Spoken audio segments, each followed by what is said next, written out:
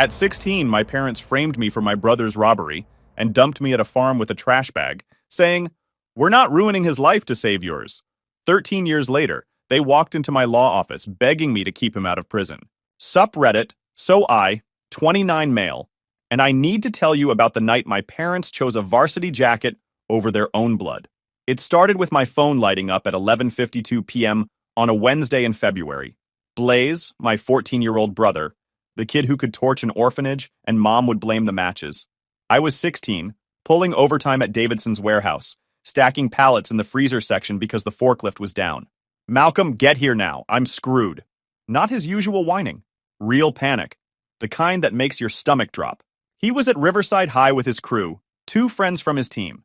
They jimmied open the maintenance entrance, found the safe with athletics department money, cracked it with a pry bar, and grabbed cash from gate receipts. Then, one of them tagged the walls while the other smashed the equipment room for fun. Motion sensors had already pinged campus security. I should have told him to eat it. Instead, I ran. That's what 14 years of conditioning does. You're the older brother. You fix problems. You take the heat. Dad drilled it into me every time Blaze screwed up, which was weekly. 6 blocks in February cold, lungs burning, fingers going numb through my work gloves. All to save a brother who'd throw me to sharks for $1. I hit Marshall Avenue right as 2 cop cars rolled up, lights flashing. 3 officers climbing out, hands hovering near belts. Blaze standing by the side door with his 2 friends, looking like prep school angels. The second he saw me running toward them in my warehouse jacket with the company logo, sweating, breathing hard, looking exactly like someone fleeing a crime scene, his whole posture changed. Blaze shoved the pry bar into my hands without hesitation. "Officers! My brother made us do it. He said he'd beat me if I didn't help." I stood there like an idiot, pry bar in hand, chest heaving, while 3 cops took in the scene. Winded teenager in work clothes holding the tool versus 3 clean kids in athletic gear. "Drop it. Hands up, now." "Officer, I just got here." I said hands up. Cuffs bit into my wrists. Too tight. They patted me down, found my phone and warehouse keys, walked me to the cruiser. The back seat smelled like sweat, and whatever they used to clean up after incidents. Through the window, I watched a 3rd car pull up. My parents. My dad stepped out of his Lexus wearing a sport coat at midnight. My mom in her designer coat, and that look she saved for the help. They walked past my cruiser without a glance. Wrapped Blaze in mom's coat like he'd survived Normandy. Dad was already working, shaking hands with the lead cop, leaning in close. My father collected favors like baseball cards. The deputy mayor, the district attorney, the watch commander he played racquetball with every Thursday. The officer opened my door and hauled me out. I tried one last time. "Dad, check Blaze's phone, check his call log. He's got the cash in his pocket right now." Mom's face went cold. Not angry. Calculated. She stepped between us, designer nails pointing at my chest. "Blaze is a good kid, officer. Honor student, varsity track, has college scouts watching. Malcolm has always been jealous of his brother's success. We've tried counseling, consequences, structure. Nothing works. He threatened Blaze tonight, forced him into this." "That's not true." "Don't you dare," she hissed. "You've been stealing from us for months. 40 here, 60 there. We should have seen this coming." I'd never stolen anything, but I recognized the play. She was building her story. Another officer walked over with an evidence bag. "Found this on your brother, ma'am." Inside, $800 in mixed bills. For 1 second, I thought the truth would win. Then Dad spoke up, lawyer voice on full. "Malcolm gave that to Blaze to hold. Told him there'd be consequences if he talked. My older son is bigger, stronger. Look at the size difference, officer." Blaze was terrified. He paused, building his case. He's been obsessed with that safe for weeks. Kept talking about it at dinner. I stared at him. He was inventing details he thought sounded right. Manufacturing evidence in real time. I was 5 feet 11 inches and maybe 165 pounds. Blaze was 5 feet 9 inches and built like a linebacker. But facts don't matter when you're in warehouse gear versus Adidas. The cops huddled up. I caught fragments. First offense for both. Minors, parents cooperative, younger one seems traumatized. 20 minutes later, they had their deal worked out.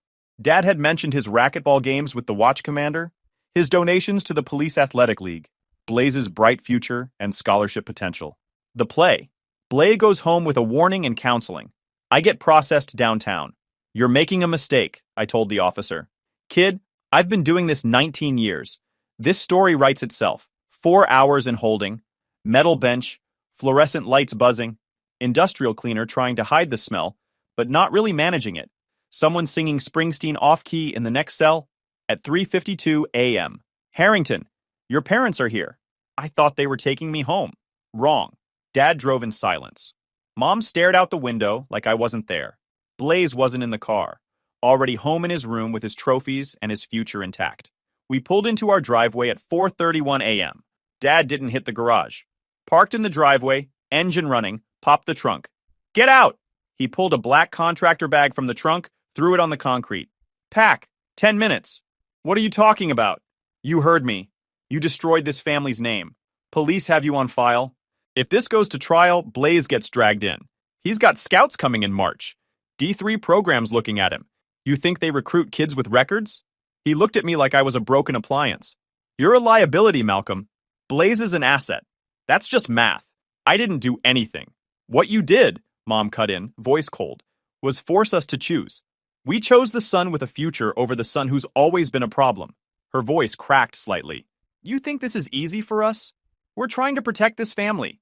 If Blaze's name gets dragged through the mud, it destroys everything we've built. You're 16. You'll recover. Blaze has got scouts, opportunities. We have to think about what's best for everyone. She actually believed it. I could see it in her face. She'd rewritten the story so thoroughly that she was the victim here, doing the hard thing, making the sacrifice. A problem? I work 40 hours a week. I make honor roll. Made, she corrected. Until tonight. You're going to Uncle Ward and Aunt Nadine in Pennsylvania. We called them. They agreed to take you in. That's 4 hours away. What about school? My job? You lost your job when you abandoned your shift? We contacted the principal. He understood when we explained your behavioral issues. Behavioral issues. Like I was defective. Get your things. 9 minutes left. I walked into the house I'd lived in 16 years. Past Blaze's room. Door closed. Probably sleeping like a baby. Not a care in the world. My room looked the same. Bed I didn't make this morning. Backpack with my unfinished physics homework. Posters on the wall. Computer humming. I grabbed the bag and started throwing stuff in. Clothes, shoes, textbooks I'd paid for myself, the 400 in savings bonds from my grandmother before she died, a photo of me and my dog Max before they put him down without telling me. Came home from school one day. He was just gone. 8 minutes to pack 16 years into a trash bag. When I came down, Mom was holding my phone, the one I'd bought myself. I'll need that. What? No, I paid. Phones are for family. She dropped it in her purse. Ward and Nadine don't have good service anyway. That's when it clicked. This wasn't punishment. This was deletion. They were erasing me. The drive to Pennsylvania was 4 hours of silence. I sat in back with the trash bag, watching streetlights turn into highway darkness. Then absolute nothing. No phone, no music, just the Lexus engine and my mother's occasional sighs. Around 7 a.m., the sun came up. We passed through farm country. Gray fields, bare trees, cold mist over everything. Looked dead out there. Finally, we turned onto a gravel road. Mailbox that said Miller in faded paint. Long driveway to a white farmhouse. Paint peeling. Big barn. The smell hit me through the vents. Wet earth, animals, manure. Uncle Ward and Aunt Nadine were on the porch. I'd met them twice. Grandma's funeral when I was 11, and one family reunion that ended in a screaming match. Dad and Ward hadn't spoken since. Dad didn't turn off the engine. Got out, opened the trunk, dumped my bag in the gravel. Appreciate you taking him. We could have pressed charges. Maybe farm work will straighten him out. Uncle Ward, tall, weathered, wearing Carhartt and work boots, looked from the bag to me to his brother. Then he spat tobacco juice that landed an inch from Dad's shoes. We didn't take him to do you a favor, Alaric. We took him because we're not letting you throw a kid to the wolves. Dad's face went red. How dare? How dare I? You show up at dawn, dump your son like trash, and want me to what? Shake your hand? Mom stayed in the car. Window up, playing statue. Dad shoved an envelope at Aunt Nadine. Transfer papers, emergency contacts. He's your problem. Don't call asking for money. Aunt Nadine took it without a word. Face red, eyes wet. Dad backed out, spun gravel, took off. The Lexus disappeared, leaving dust that settled on my clothes. Got in my mouth, tasted awful. I stood there, 16, black bag at my feet, in front of virtual strangers on a farm in the middle of nowhere, Pennsylvania, waiting for the lecture, the rules, to be told I was a burden. Instead, Aunt Nadine walked down and pulled me into a hug. She smelled like coffee and fresh laundry and warmth. "I'm so sorry, Malcolm," she whispered. "I'm so sorry." That's when I lost it. Not silent tears, full-on ugly crying. Aunt Nadine just held tighter. "Come on," Uncle Ward said quietly, picking up my bag like it weighed nothing. "Let's get you inside. You look frozen." The farmhouse was warm. Wood stove cranking heat, smell of bacon and coffee. Furniture old but solid. None of Mom's designer obsession. Aunt Nadine made breakfast. Scrambled eggs, bacon, hash browns, toast with homemade jam.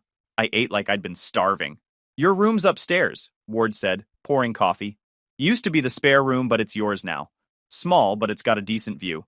Nadine put fresh sheets on last night. We'll get you enrolled at Twin Valley on Monday," Nadine added. 20-minute bus ride. Picks up at 6:45. "What about work? I need to save." "We'll figure it out," Ward said. "Right now, you need to rest. You've been through hell." I looked at them. Really looked. They weren't rich. The farm was struggling. Outdated appliances, worn furniture, Nadine scraping every bit of jam from the jar. But they'd taken me in without hesitation. "Why?" I asked. "Why are you doing this?" Ward set down his mug. "Because you're family, Malcolm. Real family. Not the country club variety, the kind that shows up when it counts." That night, I lay in my new room looking out at fields going dark in the distance. I pulled out the only thing I'd hidden from Mom, my grandfather's pocket watch. Grandma gave it to me at her funeral. Inside was a tiny photo, her maiden name engraved, Dorothea Miller. I made a promise. On my 18th birthday, I'd kill Malcolm Harrington. I'd become Malcolm Miller, and I'd make sure Harrington meant nothing but shame. But first, I had to survive. The first night on the farm, I couldn't sleep. Kept waiting for the door to open. For Dad to say this was all a lesson, that I'd learned my place. Around 3 a.m., I heard footsteps.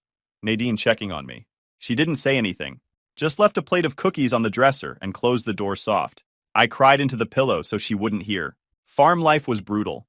4:30 a.m. chores, school, homework, more chores. Hands always bleeding from something. I passed out at my desk twice in the first month. Nadine found me face down in my algebra textbook at 2 a.m., told me I was going to kill myself. I said good, then they win. She slapped me just hard enough to snap me out of it. "Don't give them that. Don't give them anything." I didn't. 2 months in, legal papers arrived. Permanent transfer of guardianship, release of liability. They'd legally disowned me. Protected their assets in case I ever sued. I signed them in the kitchen while Ward watched. "You don't have to," he said.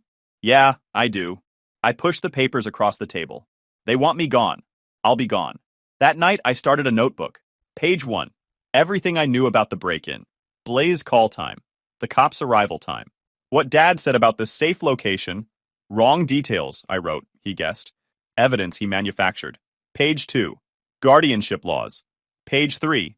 Name change requirements. The day I turned 18, I walked into the Philadelphia County Courthouse and filed for a name change. Sat for 2 hours with people escaping bad marriages, witness protection, fresh starts. When the official called my name, I stood up. "Malcolm Harrington petitioning for name change to Malcolm Miller, Your Honor."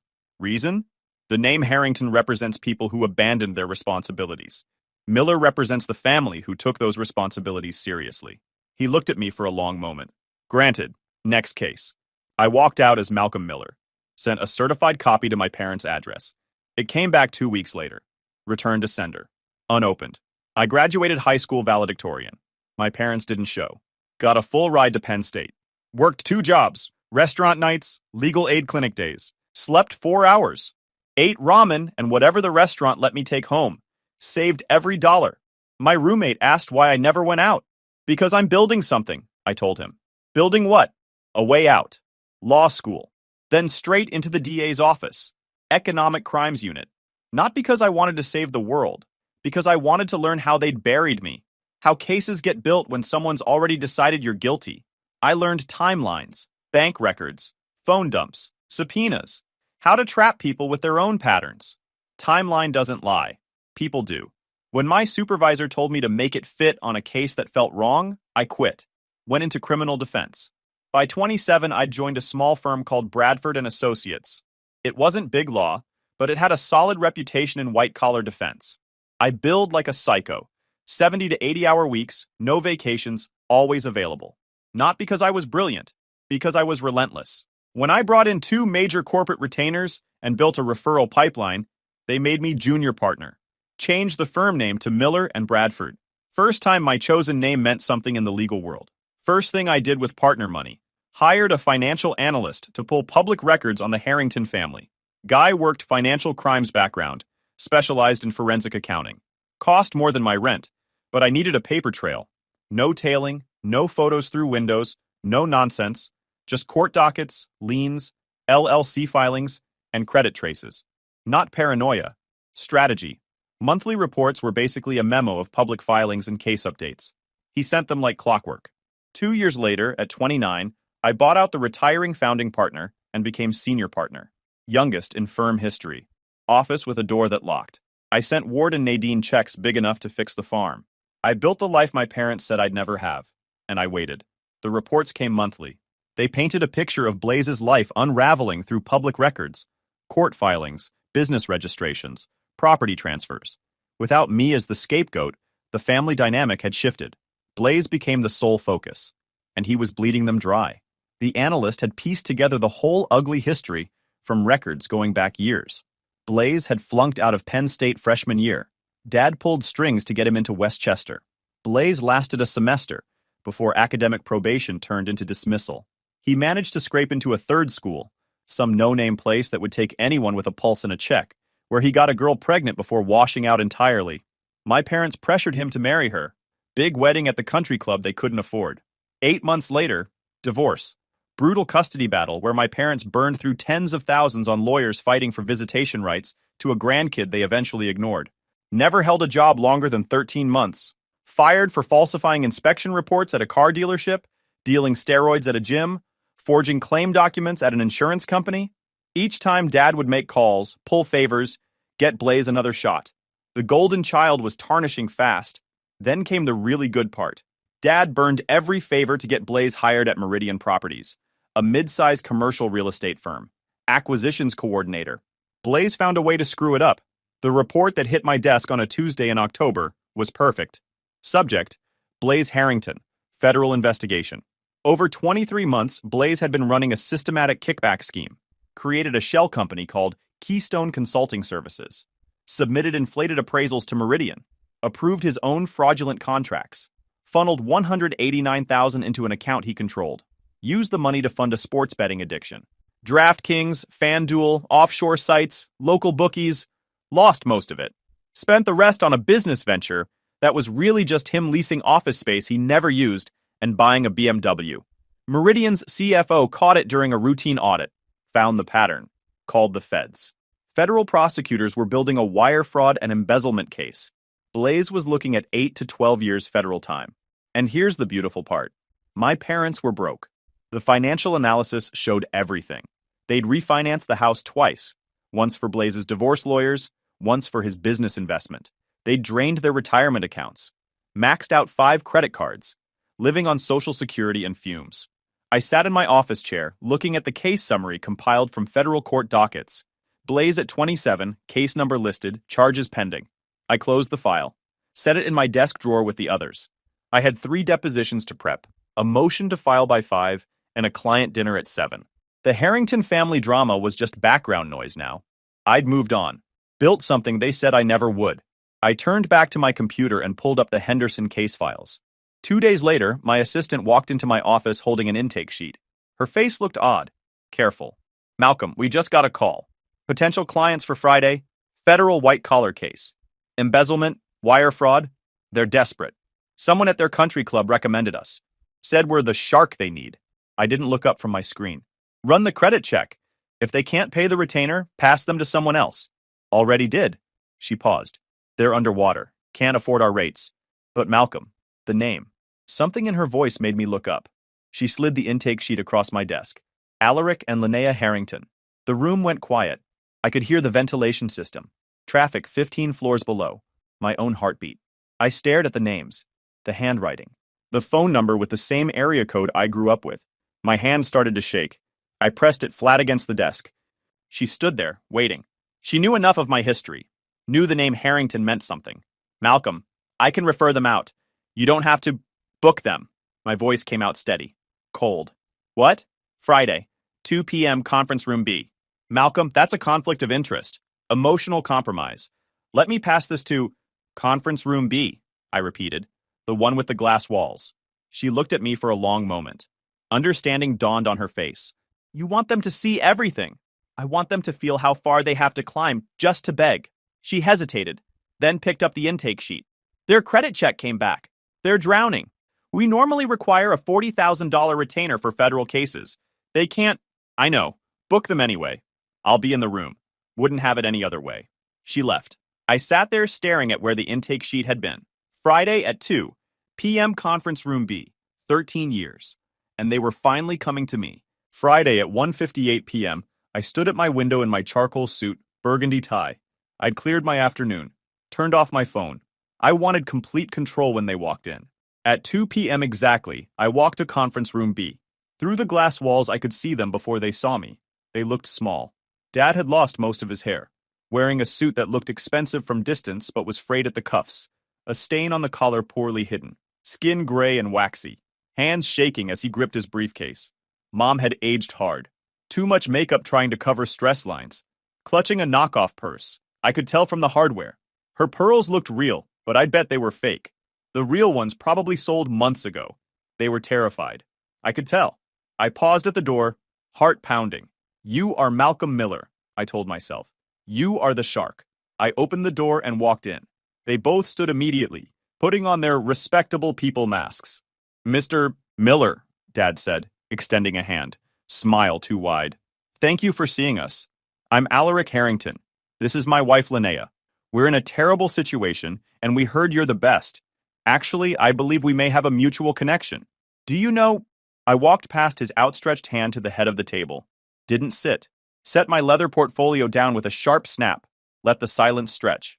Dad's hand hung in the air for 3 seconds before he dropped it. Sit. My voice was deeper than at 16, cold, final.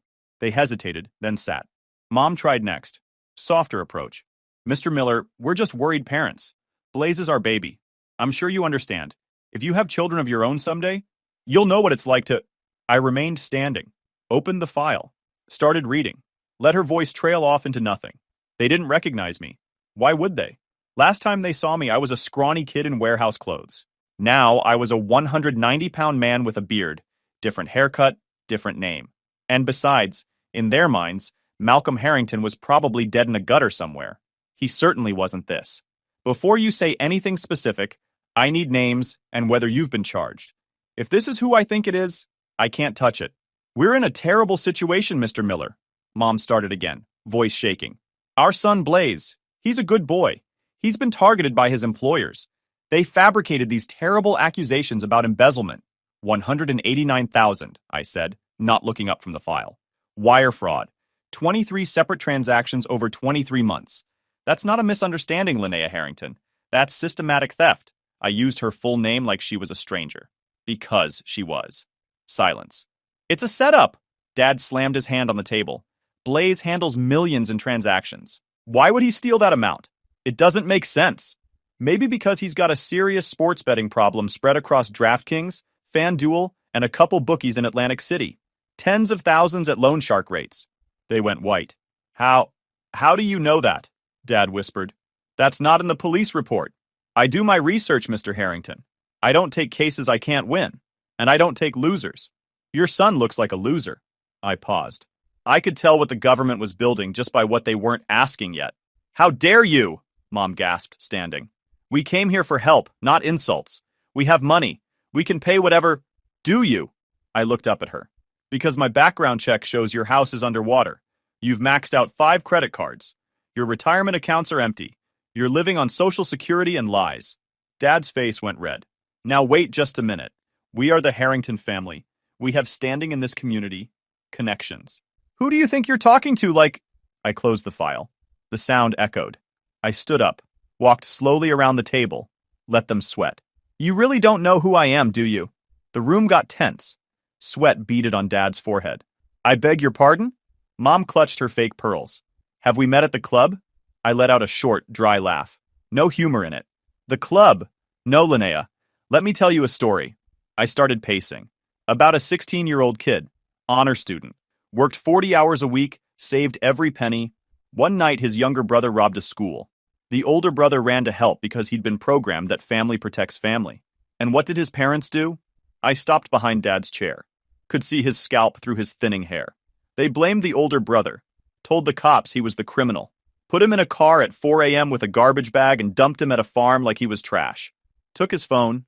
Took his home. Signed away their rights like he was defective merchandise. Dad slowly turned his chair around. His mouth opened and closed. Malcolm? It came out as a squeak. Mom made a sound, half gasp, half whimper, covered her mouth with both hands, stared at me, really seeing me for the first time, finally recognizing the eyes of the kid she'd betrayed. My hand twitched. I clenched it into a fist, felt my nails dig into my palm, swallowed hard. Then I let the professional mask slide back into place. Hello, Mom. Hello, Dad. Or should I say, Mr. and Mrs. Harrington? I leaned back, crossed my arms. Conflict of interest. I'm not your lawyer. This meeting is over. I pulled out a firm letterhead, wrote 3 lines, signed it, slid it across the table. That's your written notice of non-representation. No conflict waiver is possible here. Whatever you say next, you're saying to a stranger. They didn't leave. Of course they didn't. Oh my God, Mom sobbed. Malcolm, it's really you. You're successful. You made something of yourself. Senior partner, I corrected. Youngest in the firm's history. The man you came begging to save your golden child. Dad stood up, legs shaky. Tried to smile. Looked more like a grimace. Son, Jesus, look at you. We had no idea. We always knew you had potential. That's why we sent you to wards. To build character. Look at you now. Success. Wealth. He gestured around. We did this for you. It was tough love. I stared at him. The absolute nerve. Rewriting history in real time to make himself the hero. Tough love, I repeated quietly. You abandoned me. Didn't call for 13 years. Didn't care if I lived or died until you needed something. We were giving you space. Space. I walked to the window. No, you were protecting your investment. Blaze was the one you poured money into. Blaze was the one worth saving. Malcolm, please, Mom cried, standing. We're family. Blood is blood. You have to help Blaze. He's your brother. He's in serious trouble. You're the best. We heard you're the best. You can fix this. Fix it, I repeated. Just like you fixed the school break-in. Just like you fixed his DUI, and his failed drug test, and his domestic assault charge. You've spent 13 years clearing his path, removing every consequence. That's why he's a criminal. You didn't raise a son. You raised a parasite. Don't talk about your brother that way, Dad shouted, old anger flashing. He made a mistake. He needs us. He needs you. He needs consequences. I turned around, voice dropping. He stole $189,000, destroyed people's careers, people who trusted him. And you want me to use my skill, my reputation, the career I built from nothing to save him? Again? You have to, Mom said, voice dropping to a hiss. Because if you don't, we'll tell everyone.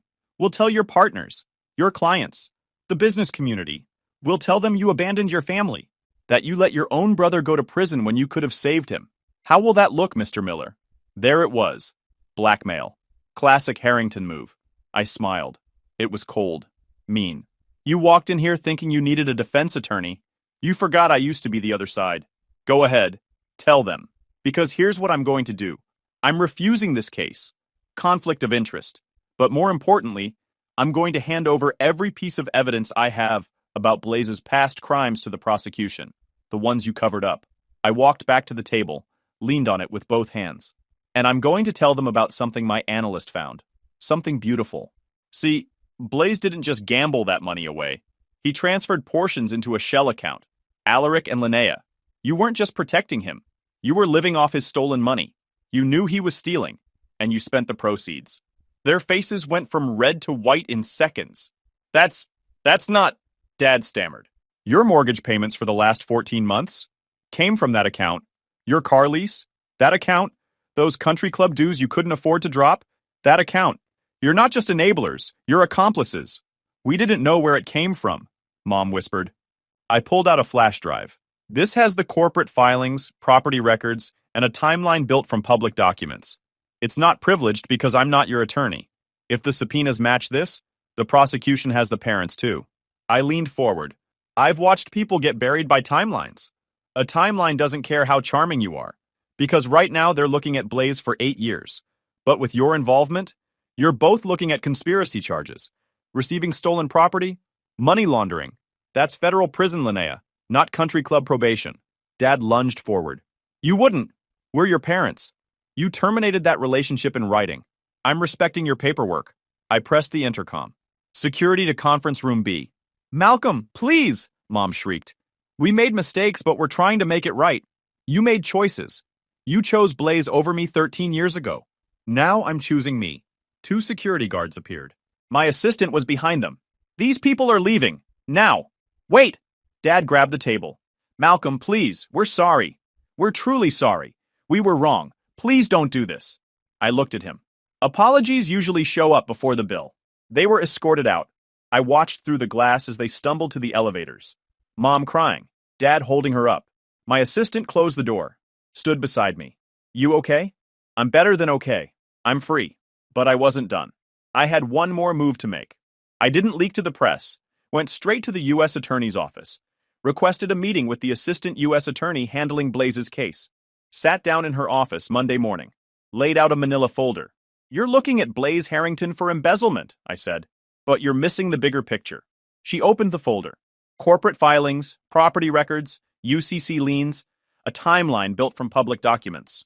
His parents were in on it? Don't know. But my analyst pulled these from public records. Business registrations, property transfers, court filings. There's a pattern. If your subpoenas line up with this timeline, you've got more than one defendant. Everything's public source, non-privileged. I refused their representation in writing. She looked up at me. Why are you handing this over? You're a defense attorney. Conflict of interest. This is just a concerned citizen providing leads on a federal case. I walked out. Let the system do what systems do best when you feed them the right information through the right people. 6 weeks later, after subpoenas matched the timeline, warrants confirmed the transfers, and a grand jury that didn't care about their country club membership handed down indictments. The knock finally came at 6 a.m. It wasn't just Blaze who got arrested. It was all 3 of them. FBI seized computers, financial records, the leased Lexus. Their neighbors watched from windows as the Harrington family was led away in cuffs. Public opinion flipped instantly. The Golden family was fraud. By spring, Blaze pleaded guilty. Got 7 years federal time? But the beautiful part? He turned on my parents to shave off time. Testified they pressured him to steal to maintain their lifestyle. Painted them as the masterminds. The Golden child cannibalized his creators to save himself. 3 days before his sentencing hearing, Blaze showed up outside my firm. He was waiting on the sidewalk when I left for lunch, wearing a cheap suit and an ankle monitor. Bloated face, red eyes. The varsity athlete was gone. Malcolm! Voice cracked. I kept walking. He followed. Please, I was 14 and stupid. Dad told me what to say. I didn't understand. I stopped. Turned around. You understood enough to hand me the pry bar? I'm sorry. 7 years, Malcolm. I can't do that, please. The begging sounded hollow. Practiced. Same manipulation. Different decade. Blood is blood, he tried. You can't abandon family. You're not family, I said. You're just a guy I used to know who made his choices. His face crumbled, dropped to his knees right there on the sidewalk. I looked down at him, the Golden child finally facing consequences, with nobody left to bail him out. I felt nothing. Call your lawyer. I stepped around him and kept walking. For the first time in 13 years, I wasn't responsible for him. My parents were charged with conspiracy and receiving stolen property. Because of their age and lack of prior record, they avoided prison time. But by the end of the year, they'd lost everything. House foreclosed to pay restitution. Accounts frozen. Credit destroyed. Their reputation, the only thing they'd truly valued, incinerated. Their name became synonymous with fraud. 2 months later, I sat in my office reading the final report. Alaric and Linnea Harrington were living in a subsidized apartment in Camden, surviving on basic Social Security. Dad was working night security at a warehouse. Mom was trying to sell makeup on Facebook. Their fall was complete. My assistant brought me coffee. It's over. It's over, I agreed. Do you feel bad? I thought about the kid with the garbage bag.